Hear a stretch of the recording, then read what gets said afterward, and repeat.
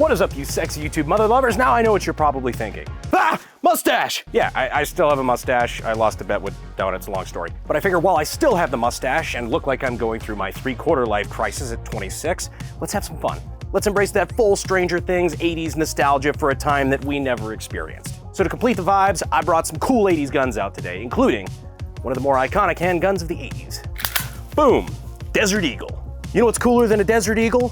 Two motherfucking Desert Eagles. We're gonna be going over what these things are, how they work, how powerful they both are, and pretty much anything else we wanna do. But first, cue a cheesy 80s buddy cop montage.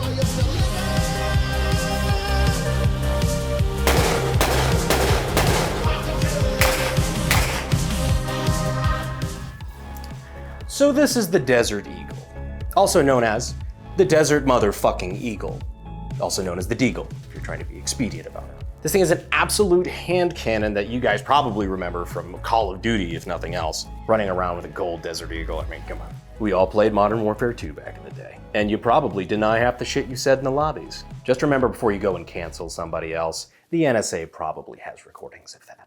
If you tell your family at Thanksgiving that you'd like to start investing in gold and this is what you mean, you should probably subscribe. We're big fans of gold and silver around here. But this thing really started gaining popularity in the 80s, where it was in movies like RoboCop, Commando, Dolph Lundgren's Punisher. I mean, hell, it was even the gun that was hunting Predator in Predator 2. Well, actually, Predator 2 was this one, specifically. I feel like I'm legally obligated to dual wield these at some point in this video. It just feels right. Now, of course, I am back in my office because it is currently 107 degrees outside in San Antonio. And frankly, fuck that. So we're in the AC protecting ourselves from the heat like you should be protecting yourself against cybercrime. And here to help with that and pay for these Desert Eagles is Aura. Now, I know that I've talked to you guys about using Aura before. It's the app I use to protect my data from hackers, spammers, and scammers. What are you doing to protect yourself? If the answer is nothing, I highly recommend signing up with Aura. Here's how it works. Aura continuously monitors the dark web looking for your emails, passwords, social security numbers, and sends you fast alerts to your phone and email when they find anything. They also give you almost real-time alerts on suspicious credit inquiries, like if somebody was opening a loan or credit card in your name. They automatically send requests on your behalf to data brokers to remove your information. Their VPN also allows you to stay anonymous online while keeping your browsing history and your personal data totally encrypted. For example, without Aura, I wouldn't have known that my personal email got leaked in a data breach from a t-shirt company I used a few years ago. Identity theft is so common that there's a new victim every 14 seconds. And it costs the average victim over $1,000. Meaning since the time I started this ad read, you probably could have bought a Desert Eagle with the amount of money that was lost to identity theft. So protect your family and yourself from identity theft going to aura.com/Brandon. Also gonna leave the links down in the description and of course in the pinned comment. And if you sign up right now using my link, Aura will give you a 2-week free trial. And if you do sign up, let me know down in the comments how many times you found your personal information compromised. You won't regret checking. Back to the content. We have two different variants of the Desert Eagle here today, and it's not just a difference of paint job. Of course, this is my gold Tiger Stripe Desert Eagle, and this is chrome, but there is a bigger difference, specifically caliber. These two Desert Eagles are chambered in two of the biggest and most common calibers for the Desert Eagle to come in. This one is in 44 Magnum, and this one is in good old-fashioned 50 Action Express. So this is 44 Magnum, as Dirty Harry called it, the most powerful handgun in the world. It's not. I don't even think it was when that movie came out. This is 50 Action Express. You versus the guy she told you not to worry about. Yeah, okay, I get it. And when I say that this is a 50 cal, that's technically correct. I mean, well, it's just flat out is correct. 50 caliber just signifies that the bullet is 0.5. It's half an inch in diameter, which is absolutely fucking massive for a handgun round. 50 AE versus like 9 millimeter. This is a beefy fucking round for a handgun. And if you listen to the president, 9 mil will blow the lungs out of your body. So God fucking knows what this'll do. Probably rip a hole in time and space. But it's not the same 50 cal as, like, say, a Barrett. There's a reason why the Desert Eagle is this big and a Barrett is that big. 50 AE, 50 BMG. A little bit of a difference that this is made for, shooting at planes and helicopters and light armor, and this is made to absolutely skull fuck whatever animal you happen to be aiming at, apparently including predator. In fact, when we were rolling up to the range today, certified fucking Texas moment, while we were on the ranch before we got right up to the range proper, I actually saw a pack of wild pigs. Obviously those are a huge issue in Texas, invasive species, all that. Called the ranch guy, he gave me the go ahead, and I did what any guy would do, which is immediately load up 50 AE Desert Eagle and fuck off into the woods after them. So no organic bacon for me today, but my consolation prize, I did get to kill a dope-ass zonkey. That was a joke, I did not kill a zonkey, but I want him to know that I can. So anyhow, these are some big rounds for a handgun to be chambered in. So how does the recoil feel?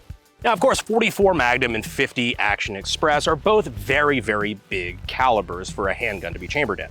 One could say fucking ridiculous.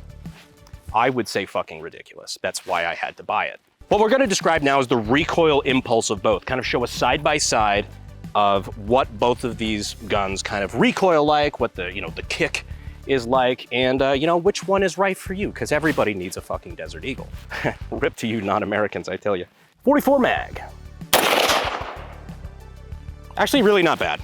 Like the recoil on this one, especially if you're like really gripping hard with your support hand, like your left hand if you're right-handed, the rise isn't too crazy, and this one's actually not ported. So a lot of the newer Desert Eagles have ported, like basically built-in compensators in the barrel. This one does not have that, but what it lacks in compensator, it makes up for it being a compensator.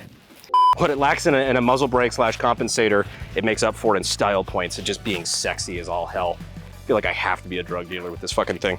So next up, the 50 Action Express. This is what you picture when you picture a Desert Eagle. You gotta have a Desert Eagle 50 cal. So this is that, 50 Action Express. As you can see, this one does have some ports in the side of the barrel. So hopefully that helps with recoil a little bit. It's not an insignificant step up from 44 Magnum to 50 Action Express. So let's see how she shoots. 3, 2, 1. You feel it more in the wrist, I think. It's actually not awful, This is something that people, you can one hand. I wouldn't suggest it, but it's possible to do. If you're an experienced shooter, it's really not too hard to keep this thing under control, but I would be lying if I said that you don't feel it a little bit in the wrist, but honestly, I would still prefer this over the vast majority of the big bore revolvers that I've shot. Plus, it just makes you feel like a fucking mob boss. Now that we've seen recoil, it's time to talk about how these guns actually work. Because it's quite a feat. It's not an easy thing to do to make a semi-automatic handgun like this in such a big fucking caliber. There wasn't really anything quite like this on the market until Magnum Research came along. They came up with a design and started pumping these babies out in Israel. So let's see what those Jews were up to. First off, for disassembly, you can see I just pushed that button through, which allowed me to rotate this downward, which allows the barrel to spring off of the gun. The barrel is pretty neat, to be honest. This is all one piece. This is the barrel. What's unique about it is that the barrel actually houses the gas block. That's right, this handgun has a gas block. Most handguns are either something like direct flowback or some sort of recoil operated rotating barrel system, something like that, because most handguns are in normal human-sized calibers. Not the Desert Eagle. The Desert Eagle actually requires lockup, which is why you have this bolt here which is fucking wild. It's almost like a star pattern bolt like you'd have on an AR-15. What's funny is it feels wrong pointing this at you, even though this is literally just a fucking bolt. Like there's no gun. Like this is it just feels weird. It feels like a safety violation, but I know it's safe, but it just feels weird. So when the gas is siphoned from the barrel, it goes out this little hole here and hits this cupped piston right here, which is what moves the slide. You see in the Desert Eagle, the barrel is fixed forward. It's the back of the slide that actually moves, because you don't need all the weight of a big beefy slide because again, it's gas operated. The bolt locks. This is a pistol with lockup. So we take this off the front here and you just have your handgun frame. In fact, it's actually shockingly light for being such a hefty gun, but I guess all of the heft comes from the top. And now you can see we have our dual recoil spring assembly here, which is what causes the slide to have resistance and then, of course, slam forward back into battery. But this is all pretty simple. And it's also worth noting too, it's kind of cool, like an AR-15 again, you've got your extractor over here on the side and a plunger style ejector, which are also things that are not common in handguns. This is a rifle in a handgun. Handguns don't have bolts. That's not a thing that's normal, right? You have your slide. I'm just trying to impart to you, like this gun is just so fucking big that they needed a fucking bolt. It's insane. So I'm gonna attempt to put this gun back together. There we go, slide those back in their spots. This also feels unsafe. So we've got those recoil springs down back in place where they're pushing against the frame of the gun. Now one more look at the barrel. There's two more things that I'd like to point out. One of them is the barrel extension that is built and milled into the barrel here, which is where the bolt locks up, rotates and locks up against. Again, much like an AR-15 barrel extension. The other thing is how the Picatinny is milled on top of the barrel, which again stays fixed. Meaning you can actually mount optics on this fairly accurately. There we go, get the barrel back on. Get that lined up with the rail. Slide her back. And we are able to then lock the barrel and everything back into place, and voila, your pistol is reassembled. One thing you will notice, of course, you've got your barrel that signifies the caliber. This one says, of course, 44 Magnum. Disassembly, of course, is the same on all of these. I will stop saying of course now, I promise. The nifty part is that they actually do have conversion kits and you can swap barrels on these. So you can swap to a different caliber. Let's say I wanted this to be in .357 Magnum. Yeah, I can do that. Let's say I wanted to swap out to a longer barrel and reach out and touch somebody even farther away. Yeah, I can do that. Let's say I want to add a threaded barrel and put ridiculous shit on it, like Peacemaker's Desert Eagle. Don't know why you'd want to do that, but yeah, you can do that. Now there is one variant of Desert Eagle that I don't have out here, and that is the one in .357 Magnum. But even though I don't have a .357 Magnum Deagle, I do have my Trouser Snake, which is my .357 Colt Python. It's almost identical barrel length. Should seem, the same ballistic performance. All right, so for our White Claw penetration test, we're gonna have 2 White Claws lined up. We're gonna shoot it with .357 Magnum, then we're gonna do 2 for the .44 Magnum, and then 2 for the .50 Fat Boy Action Express. Stop resisting in 3, 2, 1. I think that was pretty good penetration.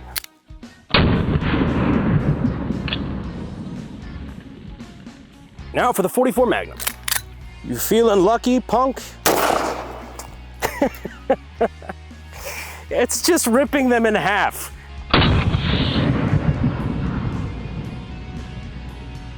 Nice, very nice. Let's see if Paul Allen's 50 cal. Oh my God.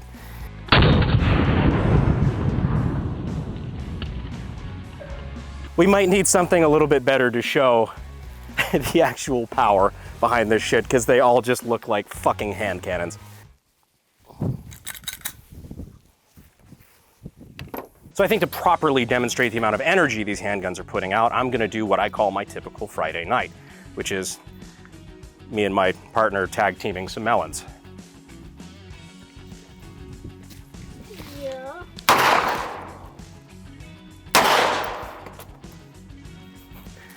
Did you shot the shit out of the barrel there? Did I? Oh. Yeah, it's all good. It looks like this could be like a dead elite from Halo. Just like the jaw, little mandibles hanging out. All right, let's move on to something else. So here we have pre-Malone and post-Malone.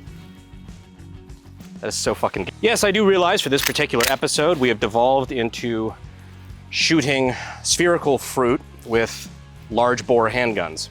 There's a certain Kentuckian named Scott that I think might have a problem with this new direction of the channel. It's cantaloupe time in 3, 2, 1.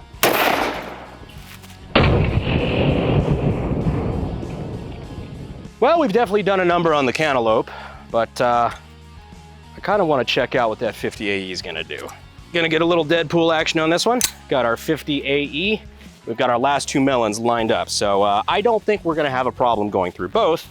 I do think we are gonna have a problem with cleaning up the pieces. Let her rip. Oh my God.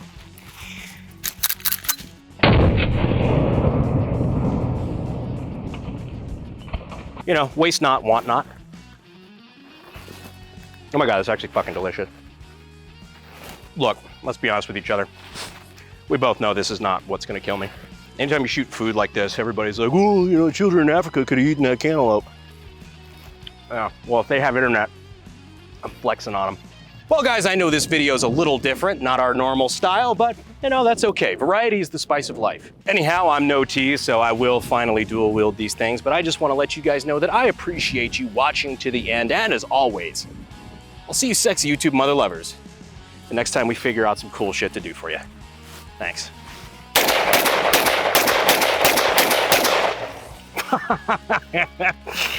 So fucking dumb.